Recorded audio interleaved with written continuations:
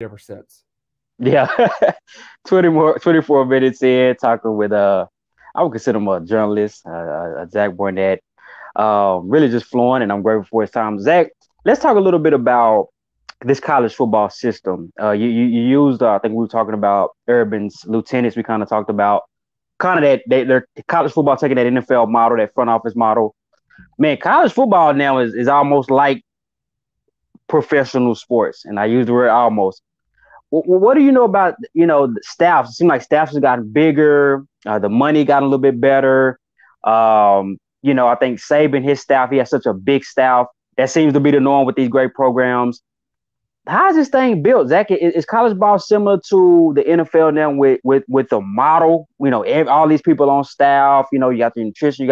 It's kind of becoming to me like a machine. I remember talking to a coach at Michigan State, and I didn't know they were gonna have a bad year, but I was saying I thought Tucker was building a type of machine there with a lot of the money and the resources.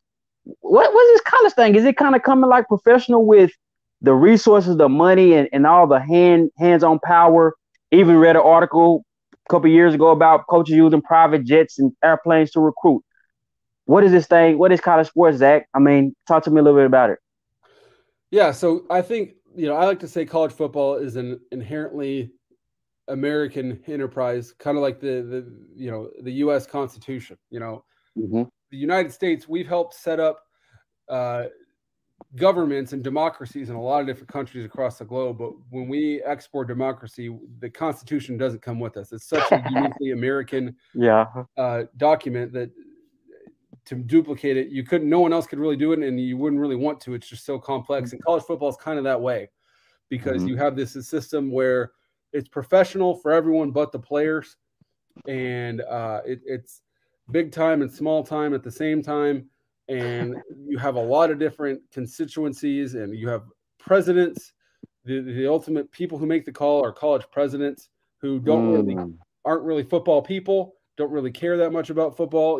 They have a lot other things, a lot bigger things to do on their mind, but at the same time, they're the people who call the shots at college football. And there's no one person out there who's looking out for the best interest of the sport. Everyone's in it, best interest of their constituents and themselves. Mm-hmm. So when you look at it from that way, it makes a lot more sense, and it starts to make sense. And so Mm-hmm. the staff thing, there's 10 full-time assistant coaches that can coach on the field and go on the road to recruit. And here later this year, early next year, the NCAA is about to change that rule to where they're going to increase the number of accountable coaches that can coach Yep. players on the field and go on the road. And so I think that's going to make things a lot more Wild Westy, but at the same time more manageable for coaches because you Right. can have guys that pretty much are just major league, NFL style talent scouts that just go on the road and recruit. You've got